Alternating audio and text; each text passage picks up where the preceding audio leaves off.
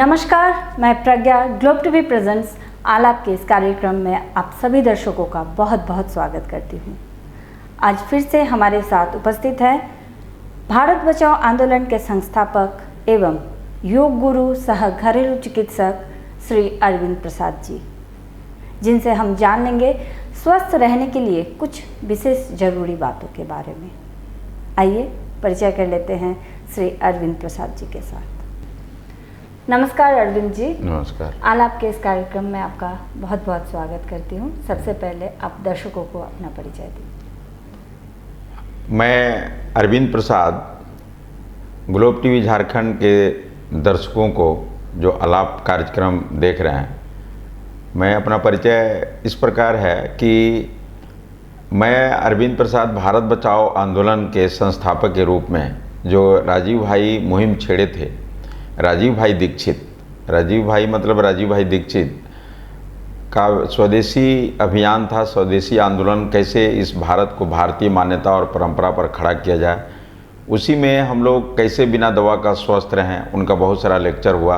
उसी को प्रेरणा स्रोत आदर्श के रूप में मानकर हम लोग इस आंदोलन को चालू किए कि कैसे हम पूरे भारतवर्ष को बिना दवा का, बिना डॉक्टर का हम स्वस्थ रख सकते हैं, बिना दवा का हम स्वस्थ रह सकते हैं। उसी अभियान में मैं आपके बीच में प्रस्तुत हूँ। जो राजीव भाई के अभियान के साथ साथ योग का सही विधि और सही उसका कैसे है कि नियमित करके हम योग के माध्यम से ही सारा कुछ हम अपने शरीर को कर सकते हैं। क्योंकि शरीर का अगर देखा जाए कि अगर नियमित सही विधि से योग किया जाए तो उसका कोई विकल्प नहीं है। योग का तो कोई विकल्प नहीं है, बहुत सारा का विकल्प हो सकता है, लेकिन योग का कोई विकल्प नहीं है। और योग एक ऐसी विद्या है जो बोला जाता है कि भगवान कृष्ण अर्जुन भी को भी बोले हैं, युक्ताहार विहार से युक्त चेष्ट सुकर्मसु युक्त स्वप्रावबोध से योगो बहुत ही दुखा। मतलब योग करने वाला आदमी का आचार विचार व्यवहार खान पान में परिवर्तन नहीं हो रहा, तो उस आदमी को समझ लीजिए कि वो झूठ बोलता है, योग नहीं करता जी। तो योग एक बहुत विराट वर्ड है और उसको हम लोग बहुत जितने हम लोग करेंगे उसको नियमित निरंतरता लयबद्धता के साथ करेंगे तो फ़ायदा से फ़ायदा उसमें बढ़ते जाएगा। एक समय आएगा कि आप सोचने लगे कि मुझे क्या पावर मिल गया। तो बहुत कुछ है, आप उदाहरण भी देख रहे होंगे कि कौन आदमी कैसे कैसे योग के माध्यम से कहाँ कहाँ पहुँच गया, तो सर्वविदित है, ठीक है। और उसी के साथ हम लोग, चूँकि आयुर्वेद भी बहुत विराट वर्ड है, तो आयुर्वेद में हम लोग केवल घरेलू चिकित्सा बताते हैं जिसका कोई साइड इफेक्ट नहीं है, जो आपको रसोई घर में ही मिल जाएगा, अधिका से अधिका 10 मीटर के रेंज पर मिल जाएगा, वही हम लोग बताते हैं। अगल बगल में जो जड़ी बूटी है हल्का फुल्का जो जानते हैं उसको हम लोग बता देते हैं, और वो अगर हम लोग करेंगे तो निश्चित रूप से स्वस्थ रहें। यही हमारा परिचय, एक सिंपल परिचय है। और अब आपका जैसा, तो आइए पिछले हफ्ते के चर्चा को जारी रखते हुए हम आगे बढ़ते हैं। हमारा चर्चा का विषय था रसोई घर। रसोई घर का जो 4 सफ़ेद जहर है, हम लोग पिछले हफ्ते चर्चा कर चुके हैं मैदा और नमक के बारे में। आज चर्चा करेंगे चीनी और रिफाइंड तेल के बारे में। तो आइए जान लेंगे इनसे क्या क्या नुकसान हो सकता है और उस नुकसान से कैसे हम उभर सकते हैं। तो प्रज्ञा जी का बहुत ही अच्छा क्वेश्चन है, क्योंकि अगर रसोई घर में 4 चीज़ के बारे में अगर नहीं जानेंगे तो समझिए कि ज्ञान अधूरा है।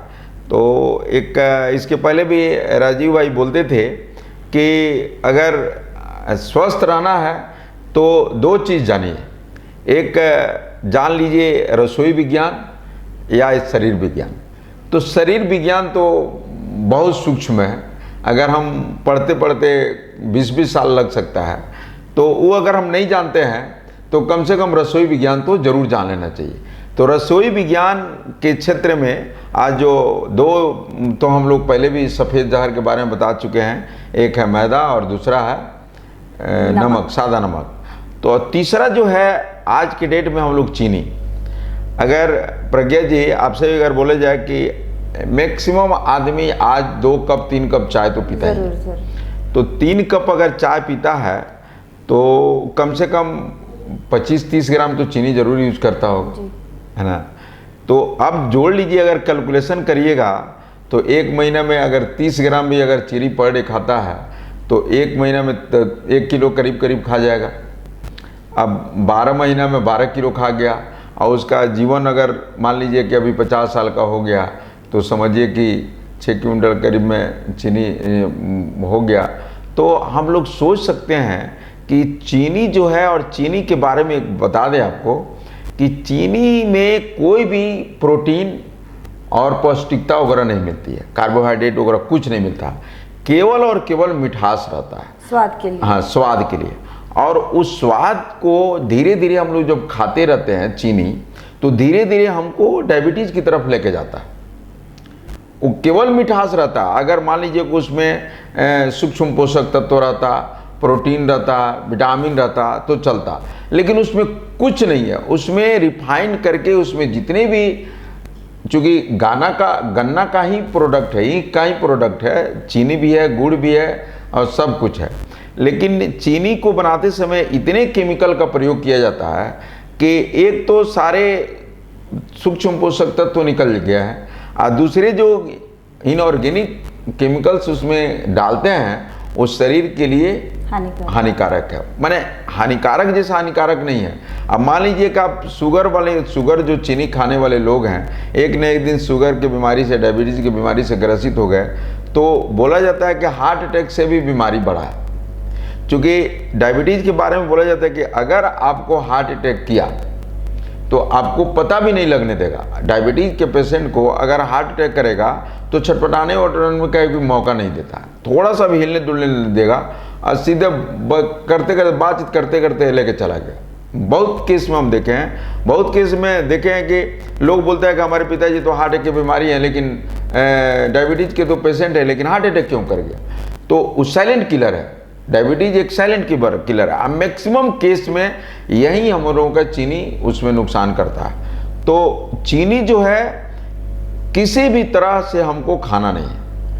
अब आपका क्वेश्चन होगा कि तब हम चीनी खाएं नहीं खाएं तो खाएं क्या? विकल्प क्या है? विकल्प क्या है? तो आप भी जानते होंगे कि पहले के लोग गुड़ में भी मिठाई वगैरह बना लेता था, अब बहुत टेस्टी होता था। भले थोड़ा उसका कलर नहीं मिलता था लेकिन टेस्टी होता था। तो गुड़ में लोग मिठाई बनता था। तो इस चीनी का विकल्प है हमारे पास, गुड़ है, दूसरा है काकवी है जो लिक्विड गुड़ बनता है, देखते होंगे कोई उड़ीसा साइड में, चाहे बहुत लोग बंगाल साइड में भी बनता है। उसके बाद है मिश्री है।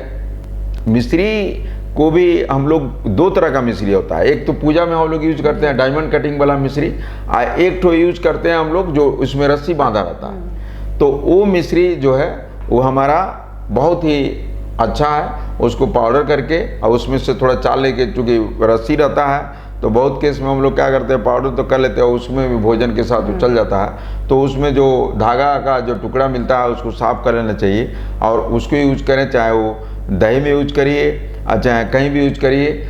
अगर आपको चाय पीने का शौक ही है तो आप मिश्री डालिए, दूध में डालते हैं तो मिश्री डालिए, चाहे जो बहुत उसको तो हम लोग पानी में भिगो के भी यूज कर सकते हैं। हाँ, पने शरबत बना के पी सकते हैं, शरबत बना के पी सकते हैं। हर जगह मैंने चीनी किसी तरह, देखिए चीनी आप देखते होंगे ना, तो चीनी जो है एकदम व्हाइट होता है, एकदम दूधिया कलर का होता है। और जो गुड़ है एकदम ओरिजिनल गुड़ में भी लोग क्या करता है कि बहुत सारे केमिकल डाल के उसको व्हाइट कर देता है। आप देखते होंगे कि गुड़ का कलर होता है तांबा कलर का। अगर कहीं देखी होगी बनते हुए गुड़, चूंकि हम लोग देखे हुए बनते हुए गुड़ को, तो एकदम तांबा कलर का होता है और तांबा कलर का गुड़ ही सबसे अच्छा माना जाता है। लेकिन अगर वो उजला गुड़ मिल रहा है तो समझिए कि बहुत सारा कंपनी जो क्या करती है, सब उसमें डिटर्जेंट पाउडर डाल देती है उसको सफाई करने के लिए। अब बताइए कि वो और नुकसान कर देगा।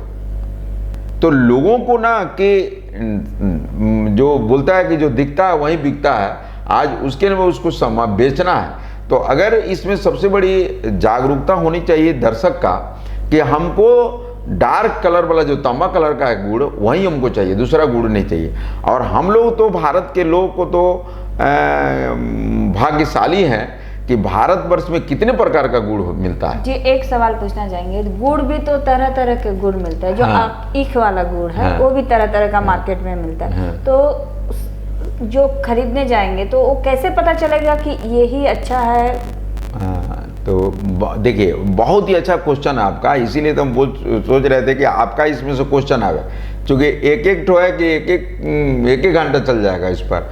तो गन्ना के गुड़ में जो हम बताया कि तांबा कलर का गुड़ है, जो खासकर पहले बिहार में, उत्तर प्रदेश में और बंगाल एरिया में लड्डू टाइप का बनता था, वो हाथ से बनाता था। लेकिन अब देखिए कोई ढांचा में बना जा रहा है, तो 1-1 किलो का ढांचा आ रहा है, तो वो आप करीब करीब तांबा कलर का नहीं रहता है, तो वो गुड़ तो लेना नहीं है। सबसे पहले देखिए कि हमारा तांबा कलर का गुड़ है कि नहीं, और थोड़ा सा खा के भी देखें कि उसमें अच्छा एक नेचुरल मिठास होता है। और आपको बता दें कि इसमें नेचुरल में कितना अच्छा चीज़ है कि जब हम गुड़ खाते हैं तो देखिएगा कि बहुत आदमी को, लोगों को खांसी की समस्या हो तो गुड़ खिलाया जाता है कि कफ को काटता है। अब उसमें फास्फोरस मिल जाता है, लेकिन जब रस है, गन्ना का रस में फास्फोरस नहीं रहता है।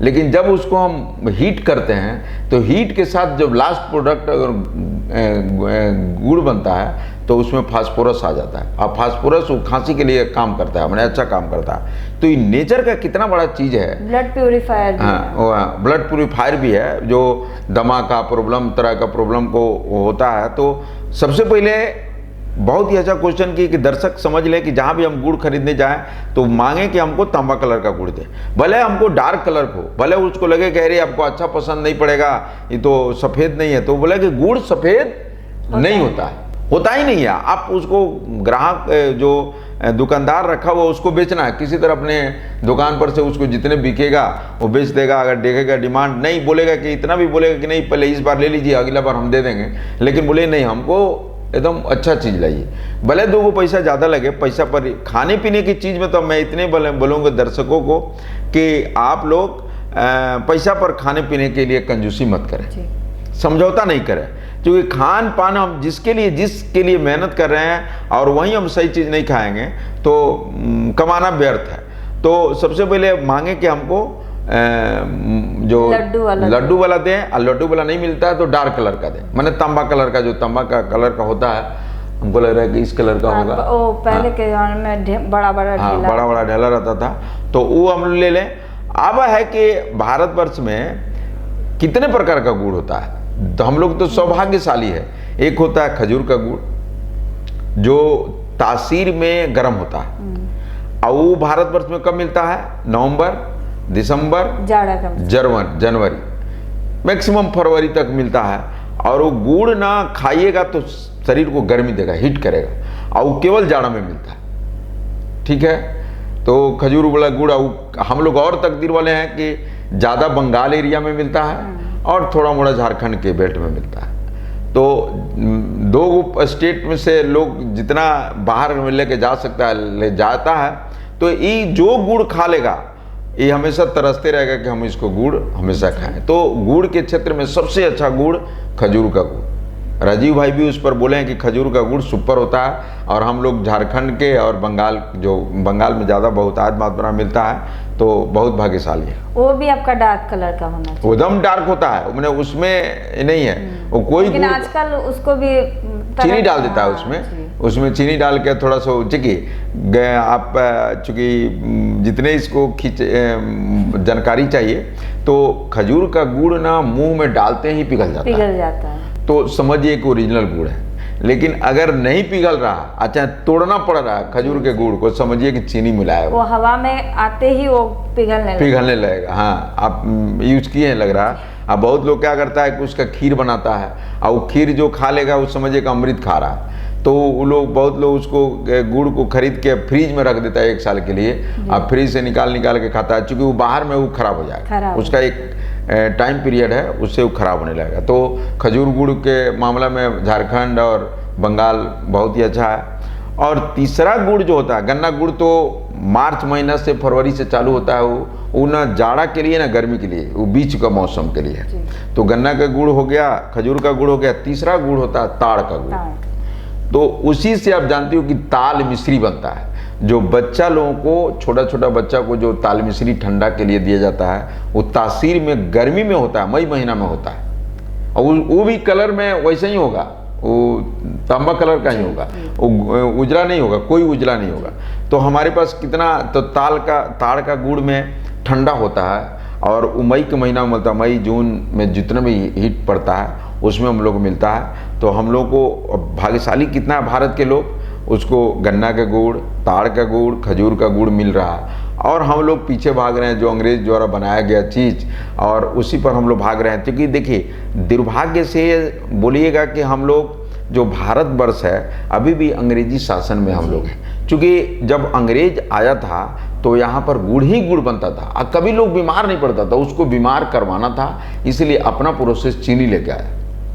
क्योंकि वो चीनी यहाँ से ज़्यादा बनेगा तो ज़्यादा दिन लास्टिंग करेगा, उन लोगों का। और गुड़ का एक पीरियड है, या इतना टेम्परेचर में रहेगा, ऐसे रहेगा, थोड़ा ख़राब होने लगता है। और नेचुरल चीज़ है, तो नेचुरल चीज़ में, कोई भी चीज़ में अगर नेचुरल चीज़ ज़्यादा दिन तक रहता नहीं, तो उसके लिए प्रिजर्वेटिव करने के लिए तरह तरह के केमिकल डाल कर हम लोग ज़्यादा दिन तक करते हैं। तो चीनी उन लोगों को खाना था, इसलिए चीनी बनाया, बीमार लोगों को बनाना चालू कर दिया।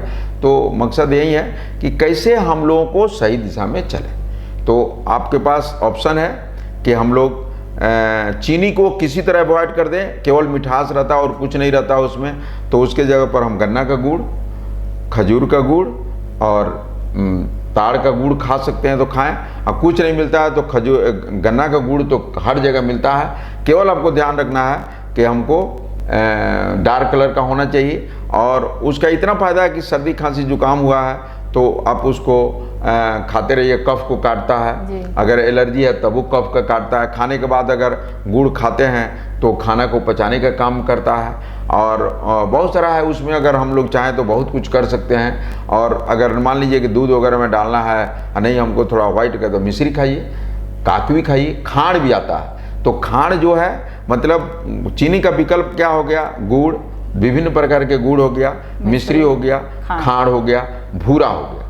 भूरा भी आता है जो गुड़ का पाउडर जैसा फॉर्म आता है। तो हमारे पास असीमित संसाधन है, अब सेलेक्ट आपको करना है कि कैसे हम ले सकते हैं। बहुत अच्छा जानकारी है। नेक्स्ट हम लोग जाएंगे रिफाइंड ऑयल। तो रिफाइंड ऑयल से क्या क्या बीमारी हो सकते हैं और उससे क्या, देखिए, कैसे हम निजात? हाँ, अब देखिए, आपका ही जो मैंने जो लास्ट है, चौथा नहीं है, इसको पहला है, ठीक है। क्योंकि आप नीचे से ऊपर उठाई थी, मैदा, सादा नमक, उसके बाद चीनी, और सबसे जो यही है वाइटल है वो हमारा है रिफाइंड तेल। रिफाइंड तेल में आप भी जानती हैं कि सरसों तेल, मान लीजिए भारतवर्ष में बहुत तरह का तेल मिलता है, क्षेत्र के अनुसार होता है। भारत इस मामला में हम तो यही बोलते हैं कि भारत जैसा देश विश्व में कोई नहीं है जो कि खाने पीने के मामले में बहुत ही समृद्ध, संसाधनों की कमी नहीं है। आप बताइए कि क्षेत्र के अनुसार डिसाइड है कि सरसों तेल उत्तर भारतीयों के लिए ही है, सरसों तेल उत्तर भारतीयों के लिए है। और दक्षिण में जाएंगे नारियल तेल, नारियल के तेल, नारियल अधिकता में मिलता है वहाँ, तो वहाँ के लिए। लेकिन अगर वहाँ का बिहार, उत्तर भारत के लोग अगर चेन्नई में, चाहे मैंने साउथ इंडिया में चले जाए और यहाँ से सरसों तेल को लेके जाके खाने लगे तो उनको नुकसान करेगा। साउथ इंडिया के लोग अगर झारखंड में, दिल्ली में, चाहे इस एरिया में आकर और वो नारियल के तेल खाने लगे तो उनको नुकसान करेगा। जो आप जहाँ पर है वहाँ के क्षेत्र के अनुसार जहाँ पर है वहाँ का चीज़ क्षेत्र के अनुसार बनाया हुआ है। जैसे गोवा, गुजरात, महाराष्ट्र अगर में जाएंगे तो वहाँ मूंगफली का तेल जी। तो मूंगफली का तेल इस सबसे ऊपर एक तेल है जिसका नाम है तिल का तेल। नहीं, अच्छा, तिल का तेल। तिल का तेल को माना जाता है कि घी से जस्ट नीचे है। तिल का तेल वो करीब करीब हर जगह के लोग खा सकते हैं, चाहे वो गोवा में रहे, गुजरात में रहे, महाराष्ट्र में रहे, चेन्नई में रहे, बिहार में रहे, दिल्ली में रहे, वो तिल का तेल सर्वोत्तम है, इन लोगों से ऊपर है। अब क्वेश्चन उठता है कि हम रिफाइंड तेल से नुकसान क्या है। आप भी जानती हैं कि रिफाइंड तेल में, रिफाइंड तेल बनाते समय हम लोग दो नुकसान करते हैं। एक तो हम उसमें रिफाइंड बनाते समय पौष्टिकता और प्रोटीन वगैरह निकाल लेते हैं, तो एक तो नुकसान हो गया, नेचुरलिटी खत्म हो गया, जो वो खत्म हो गया। और दूसरा जो उसको खत्म करने के लिए जो केमिकल डाला जाता है वो और नुकसान कर और देगा। नुकसान देगा। हाँ, तो अगर मान लीजिए कि जैसे सरसों का तेल है, गाढ़ा रहता है, गाढ़ा रहता आप जानते हैं, लेकिन आप रिफाइंड के तेल को देखिए एकदम पानी जैसा रहेगा, तो उसमें कुछ नहीं है। एक तो उसमें सारी चीज उसमें से निकाल ले गया, और निकालने के बाद उसमें एक केमिकल जो डाला है उसको और बर्बाद कर दिया है। तो हमको वो डबल फायदा करता है। और रिफाइंड तेल खाने से हमारे शरीर में हार्ट अटैक, पार्किंसन, पैरालिसिस, जो बड़ा बड़ा बीमारी होता है रिफाइंड तेल के खाने से ही होता है। ज्वाइंट पेन धीरे धीरे चालू हो जाएगा। मतलब आपको बता दें, मान लीजिए कि भगवान ने एक शरीर बना के दे दी, तो हम शरीर से कल्पना करते हैं, मैंने तुलना करते हैं, और एक मशीन को, तो मशीन भी अगर बड़े बड़े कारखाना में आप जाइएगा, देखती होंगी, चाहे कहीं आप विजिट करती होंगी तो देखती होंगी कि एक अगर मशीन कंपनी बना के भेजा तो पूरे लुब्रिकेट करके भेजता है। उसी तरह भगवान ने एक मनुष्य का निर्माण किया है, तो एक सर्टेन पीरियड के लिए अंदर में लुब्रिकेशन, हर ज्वाइंट पर लुब्रिकेट कर दिया है। लेकिन उस लुब्रिकेशन को और बरकरार रखने के लिए जो हम लोग खान पान में, जैसे सरसों तेल, मैंने तेल जो हम लोग खाते हैं, तो उसमें से जो पौष्टिकता, जो ज़रूरत है ज्वाइंट के लिए, वहीं से मिलता है। हमने क्या किया कि उसको निकाल के बाहर कर दिया। तो बाहर कर दिया तो धीरे धीरे लोगों का देखते होंगे कि ज्वाइंट पेन, एड़ी का दर्द, कमर का दर्द, हड्डी खींचने लगेगा। तो क्यों नहीं खींचेगा? आप बताइए ना कि जो हमको शरीर में जरूरत है उसको निकाल के बाहर फेंक दिया। जी, एक क्वेश्चन आ रहा है, जैसे कि घी, सरसों तेल, आज के डॉक्टर इसका सेवन करने से मना करते हैं कि आप कम खाओ। इसका किस हद तक ये जरूरी है? देखिए, हम आपको पहले भी एक और क्वेश्चन में बोल चुके हैं कि डॉक्टर को आपको बीमार बनाना है। उसको आपके शरीर से जितने बीमार पड़िएगा उतने उसको पैसा कमाएगा।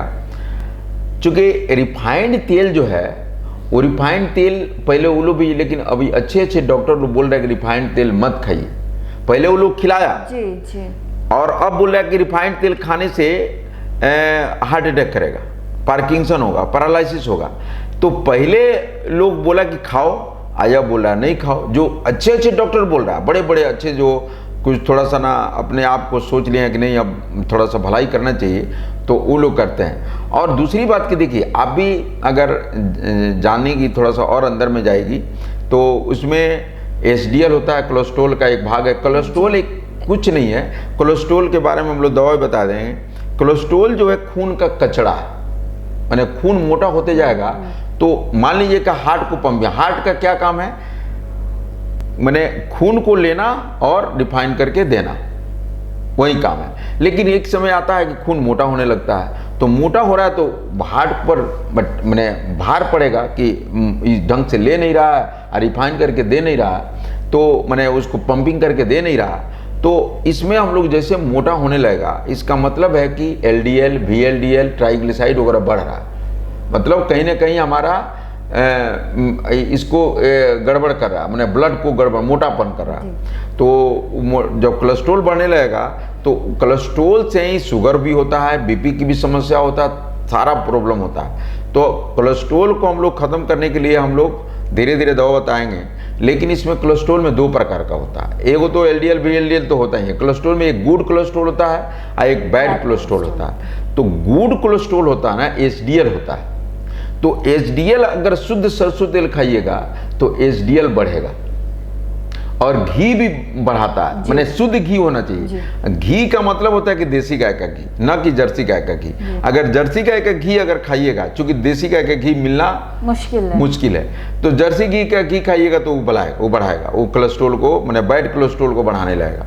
तो किसी भी हालत में हम लोग जर्सी गाय का घी तो अवॉइड करना। हम कहीं भी बोलेंगे, हम आपको पहले भी बोल चुके हैं कि हम कहीं भी गाय का नाम लेंगे तो देसी गाय का बात करेंगे। तो हमको जर्सी गाय का से छोड़ के अगर शुद्ध देसी गाय का घी मिल रहा है, हम आपको बोल रहे हैं ओपन, आपको इस ग्लोब टीवी झारखंड में हम बोल रहे हैं कि आप रोज 10 ml 20 ml आप शुद्ध देसी गाय का, माने देसी गाय का शुद्ध घी खाइए। आपको हार्ट को कभी अटैक नहीं करने देगा, क्योंकि HDL अगर ज़्यादा है, LDL भी बढ़ गया है ना, तो HDL मैनेज कर लेगा। लेकिन अगर तकदीर से HDL डाउन है, LDL बढ़ गया है, तो आपको अटैक कर सकता है। अगर एक बार किसी को अटैक कर देगा तो उसका जीवन को मान लीजिए कि वो आधा अवस्था में लेके चला गया तो 1-2 बार आपको चांस देता है, लेकिन मैक्सिमम केस में वो कमजोर कर देता है। तो HDL हमको बढ़ा कर रखना। अगर मान लीजिए कि हम LDL को बढ़ता भी है और HDL हमारा पीक पॉइंट पर रहेगा ना, तो हमको अटैक से बचा लेगा जी। तो डॉक्टर क्या कहता है उसको हमको ध्यान नहीं दें, हम अपनी प्रकृति के अनुसार, चूंकि भारत में हमारा है वो आयुर्वेद है, न कि मेडिकल साइंस। मेडिकल साइंस बना है ठंडे देशों के लिए, लंदन के लिए बना है, इंग्लैंड के लिए बना है, अमेरिका के लिए बना है, लेकिन हमारा जो प्रकृति है, हमारा प्रकृति है आयुर्वेद का। जिस वेद को लिखने में आयु को ध्यान में रखा गया तो उसके लिए है। तो डॉक्टर के उतना हम लोग जो बोलता है बोले, लेकिन हाँ सरसों तेल खाना है तो शुद्ध खाना है, मार्केट वाला नहीं लेना है जी। वही हम पूछने वाले थे। हाँ। जो पैकेट में मिलता है वो किस हद तक सही है? देखिए, सबसे अच्छा आप भी देखी होंगी कि घानी में तेल निकलता था बैल के द्वारा, उस सर्वोत्तम। तो घानी में वो मैंने अगर रोज पी भी लीजिएगा ना 10 ml तो वो फायदा करेगा, नुकसान नहीं करेगा। तो वो तो अभी मिल रहा है, बैल वाला तो नहीं मिल रहा है, घानी वाला बहुत रेयर केस में मिल रहा है। जयपुर वगैरह में लोग बना रहा है, अभी धीरे धीरे घानी का प्रोसेस चल रहा है, तो अभी भी मिल रहा है। घानी का तेल थोड़ा महंगा मिलता है और सामने में पेरवा के ले लीजिए और उसको खाइएगा ना, तो पकौड़ी बना के खाइए, चाहे आपको जो टेस्ट करना, जिलेबी बना खाइए। जब हम लोग तो जिलेबी हुआ, पूड़ी हुआ, अगर कभी खाने का मन किया तो सरसों तेल में ही छनवाते हैं, सुपर लगता है। हम कई कई जगह देखे हैं कि बोलते हैं कि नहीं भाई पूड़ी थोड़ा खाने का मन करता है तो आपको भी खिलाएंगे। हम कहे कि बोल देते हैं कि नहीं हमको खिलाना हो तो सरसों के तेल में छनवाइए तब खाएंगे। तो बहुत लोग बोलते हैं कि सब लोग नहीं खाएगा, हम कहे खिला के देख लीजिए, कोई नहीं पहचान पाएगा। थोड़ा उसको गर्म करना पड़ता है, मैंने टेम्परेचर उसको, हाँ तेल को गर्म का खाइए। मैंने आप एक बार बना के अपने परिवार में खिला दीजिए सरसों के तेल में, लेकिन शुद्ध जमशेदपुर में मिलता है सरसों तेल, शुद्ध रूप में मिलता है वो। लेकिन वहाँ पर भी जाइए तो थोड़ा समय दीजिए। खाने पीने चीज़ में हम पहले भी बोले हैं कि वहाँ पर उसके भरोसे मत चलिए कि हम सरसों दे के चले आए, पीर के दे देगा। ईमानदारी पर इतना भी भारत में बेईमानी का जमाना हो गया है। तो हम इतने बोलेंगे कि आप कोशिश करिए कि थोड़ा सा समय दीजिए खाने पीने की चीज़ पर, और शुद्ध सरसों तेल, शुद्ध तिल का तेल, शुद्ध बादाम का तेल, और जो भी अपने क्षेत्र के अनुसार खाइए, और जो नेचुरल तरीका से खाइए, ताकि हम कभी भी हार्ट अटैक हमको नहीं करे, पार्किंसन हो नहीं हो, पैरालिसिस नहीं हो, इस तरह की बीमारी नहीं हो। तो मैं यही बोलूँगा कि जो सरसों का तेल शुद्ध रूप में खाएं। मैंने घानी से अगर नहीं निकलता है तो सामने में कम से कम जाके पेर जो बना रहा सरसों तेल, उसके सामने में कुछ देर तक खड़ा रहा है, मुश्किल से 45 मिनट लगेगा उसके मिल जाए। और उसमें कोई भी व्यंजन चाहे पूड़ी से लेके जिलेबी, आपको जो भी मन करता है उसको, चूँकि अगर मान लीजिए कि आपको कभी खाने का भी मन करता है कि जिलेबी हमको खाना चाहिए, तो आप घर में जिलेबी बना लीजिए जी। अच्छा, सरसों का तेल में एक काला सरसों होता है, एक सफ़ेद सरसों होता है, तो कौन सा ज़्यादा फायदेमंद? बहुत ही अच्छा क्वेश्चन है। जो कि पीला सरसों तेल सरसों होता है, एक काला हो जिसकी उसको तोरी वगैरह बोला जाता है। तो सरसों में अधिक गुण जो होता है वो पीला वाला के पास होता है, लेकिन उसका वेट जो होता है ना, उपज कम होता है, इसलिए उसका रेट ज़्यादा रहता है। और जो ज़्यादा मांस मात्रा में जो काला वाला सरसों आता है, लेकिन अगर खाने पीने का लोग इसी का यूज करते हैं, लेकिन अगर पीला वाला सरसों का तेल अगर यूज करेंगे तो निश्चित रूप से वो ज़्यादा फायदेमंद है। मैंने पीला वाला तेल अभी लोग क्या कर दिया है कि मालिश के लिए हम लोग, बच्चा छोटा छोटा होता है तो मालिश के लिए हम लोग पीला की यूज करते हैं। अच्छा, मान लीजिए कि आपको इसमें सरसों का तेल का इतना कमाना है कि कोई लड़का को अगर नाक से पानी गिर रहा है, आप दोनों नाक में एक एक बूंद सरसों का तेल शुद्ध डाल दीजिए, 1 घंटा के अंदर में पानी को बंद कर देगा। इतना इसमें पावर है। लेकिन वो मार्केट वाला नहीं, मार्केट वाला डालिएगा तो यहाँ से यहाँ तक जलन चालू हो जाएगा। मैं एक चीज़ बोलना चाहूँगी कि जैसे कि छोटे बच्चे, जो एकदम छोटे छोटे बच्चे होते हैं, उनके मालिश के लिए अभी मार्केट में बहुत सारा प्रोडक्ट मतलब कंपनीज तेल निकालते हैं ये, लेकिन मेरा मानना है कि ये सफ़ेद जो मतलब पीला सरसों का जो तेल है वो बहुत ज़्यादा फायदेमंद है। क्या सही है? एकदम आपका जो सोच है वो 100% सही है। अगर वो आप ऐसा सोचती हैं तो आप दूसरों को भी बताइए कि उसके सामने जो लाल तेल वगैरह जितना सब तेल आता है ना, वो एडवर्टाइजमेंट के लिए आता है और उसको अपना धंधा करना है। तो आप कहीं से भी सरसों तेल पीला वाला ले लें, उसका मालिश भी करें, उसको नाक में डालें, जो नाभि में डालें, जो भी है उसका कृत्रिम जो हम लोग करेंगे, जो नेचुरल के साथ रहेगा, उसका फायदा ही फायदा है। और देखिए आजकल के तो क्या दुर्भाग्य है, डॉक्टर तो बोले कि लड़का का मालिश भी मत करिए जी।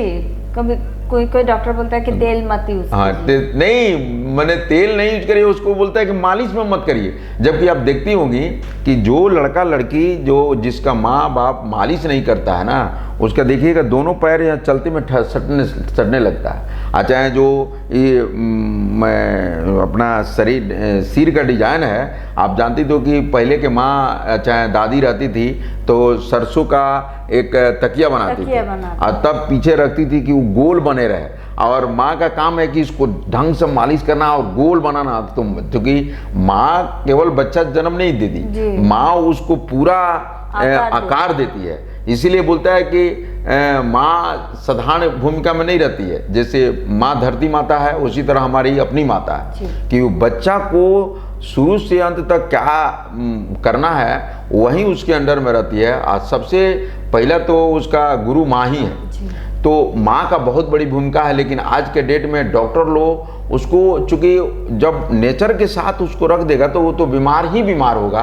तो हम इतने बोलेंगे कि आप जो आपका सोच है वो और लोगों को बताइए। और जितने भी मार्केट में तेल आ रहा है, पैसा ज़्यादा महंगा आ रहा है, वो अगर इनडायरेक्ट में जाइएगा जॉनसन एंड जॉनसन वगैरह का, तो देखिएगा उसमें बहुत सारा शिकायत भी आ रहा है। तो हम लोग शुद्ध सरसों का तेल पर आ जाएं और उससे फ़ायदा ही फ़ायदा है। इतना उसका फ़ायदा हम लोग, जब आपका क्वेश्चन होगा तो इसमें बहुत सारा क्वेश्चन उठेगा कि सरसों तेल में क्या क्या फ़ायदा है, चाहे रिफाइंड इसमें तिल का तेल में क्या फ़ायदा है, और चाहे मूंगफली का तेल में क्या फ़ायदा है।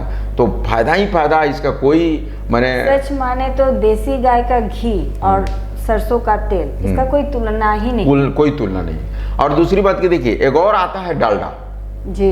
वो तो डालडा जो है ना, उसका टेम्परेचर 108 डिग्री फ़ारेनहाइट पर मेल्ट होता है। मतलब आग में जला देना अलग बात नहीं है। शरीर का टेम्परेचर होता है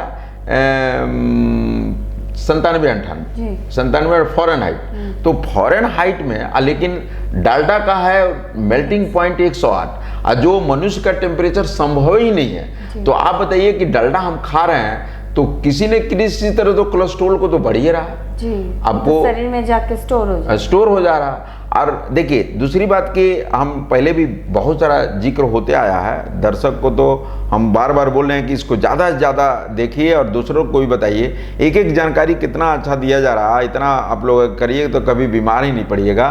तो हम लोगों को लगना चाहिए कि भारतीय सभ्यता संस्कृति जो हमारा था, फिर से उसी की तरह हमको लौटने की ज़रूरत है। और अगर इस तरह के एक एक चीज़ को आज भी हम आप लोगों को बोल रहे हैं कि अगर थोड़ा सा भी कुछ लगता है कि हमको और जानकारी लेना चाहिए, इतने के बाद भी हमको पूरा नहीं हो रहा है, तो कमेंट बॉक्स में ज़रूर डालिए, उसका आंसर दिया जाएगा। हम लोग शुरू किए हैं तो इसको आप लोग अधूरा में नहीं छोड़ेंगे। लेकिन हाँ, आपको केवल सुन के नहीं रख देना है। देख रही हैं कि आप लोगों के बीच में भी तरह तरह का ये बोले भी कि मार्केट में आया हुआ तरह तरह का लड़का लोगों को मालिश करने के लिए चाहे और यूज करने के लिए तेल आया हुआ। लेकिन जो भारतीय जो सरसों का तेल हुआ उसमें हम लोग उसी का यूज करना है, खासकर पीला का तेल। अगर पीला वाला सरसों अगर मिल गया तो वो सर्वोत्तम है। जैसे हम लोग भारतीय कल्चर से जो परंपरा विधि से होते आ रहा है वही हम लोग के लिए सर्वोत्तम है। हाँ, तो वही तो भारत में राजीव भाई का ही मिशन है कि हमको भारत को भारतीय मान्यता और भारतीय परंपरा पर खड़ा करना। अब बताइए, लोग बोलता है कि भारत विज्ञान नहीं पढ़ाता है। क्यों विज्ञान पढ़ाएगा बताइए ना। कि आर्यभट्ट थे, वो पृथ्वी और सूर्य की दूरी को मापे थे और इसरो भी उसको मान रहा। अब बताइए कि क्या है। उसके पहले भी आप हनुमान चालीसा में पढ़े कि योजन पर भानु एक चौपाई है, तो वो पृथ्वी और सूरज का दूरी ही है। तो हमारा जो संस्कृति बहुत शुरू से ही एडवांस एडवांस है। अभी हम लोग जो अंग्रेजी पद्धति में घुस रहे हैं वो केवल और केवल बीमार ही बनाता है। तो ऐसी संस्कृति में रह कर क्या फायदा जो केवल हमको बीमार बना दें। तो हमको स्वस्थ रहना है और स्वस्थ जीवन जीना है। और अब हम इतने, और तो कोई क्वेश्चन नहीं है तो हम देखिए भारतीय किस संस्कृति पर काम, सर्वे भवन्तु सुखिनः, सर्वे सन्तु निरामया, सर्वे भद्राणि पश्यन्तु मा कश्चित् दुर्भाग् भवेत्। मतलब भारत ही नहीं बोलता है कि हम केवल भारत के आदमी को सर्वे भवन्तु सुखिनः माने सभी सुखी हो, सर्वे सन्तु निरामया सभी निरोगी हो, सर्वे भद्राणि पश्यन्तु माने हम एक दूसरे का कल्याण सोचे, सर्वे भद्राणि माने हम एक दूसरे के प्रति कल्याण सोचे, मा कश्चित् दुर्भाग् भवेत् मतलब इस दुनिया में कोई दुखी नहीं हो। अब इस सिद्धांत को लेकर भारत चलता है, ये नहीं सोचता है कि केवल हम भारत के बारे में, विश्व की कल्पना करता है जहां हम कितना विराट को देखते हैं। और जो विदेश जो संस्कृति है केवल भारत को बर्बाद करने में लगती है। लेकिन हम इतने बोलेंगे कि दर्शक को कि भारत कभी खत्म होने वाला नहीं है। कितने भी देश आए गए, चूंकि बोलते हैं कि जदा जदा धर्म से ग्लानिर्भवति भारत, जब जब धर्म की हानि होगी भारत में भगवान खुद आएंगे। इसलिए डरना नहीं है, किसी भी हालत में डरे नहीं, और भारतीय सभ्यता और संस्कृति पर नाज रखें और भारतीय परंपरा और मान्यता को बरकरार रखें। यही हमारी संस्कृति है, इसी से हम स्वस्थ रहेंगे। बहुत बहुत धन्यवाद अरविंद जी, हमारे दर्शकों को इतनी महत्वपूर्ण जानकारियाँ देने के लिए। और आगे भी हम इसी तरह की जानकारियाँ इनसे प्राप्त करते रहेंगे। इसी के साथ ही आज का ये कार्यक्रम यहीं पर समाप्त करते हैं। और आप सभी दर्शकों से मेरा ये अनुरोध है, अगर शरीर संबंधी किसी भी तरह का सवाल आपके मन में आते हैं तो प्लीज़ हमारे कमेंट बॉक्स में जाके उसे लिख कर भेजिए। हम कोशिश करेंगे उनका जवाब आपको देने के लिए। इसके साथ ही आज इजाज़त लेंगे। नमस्कार।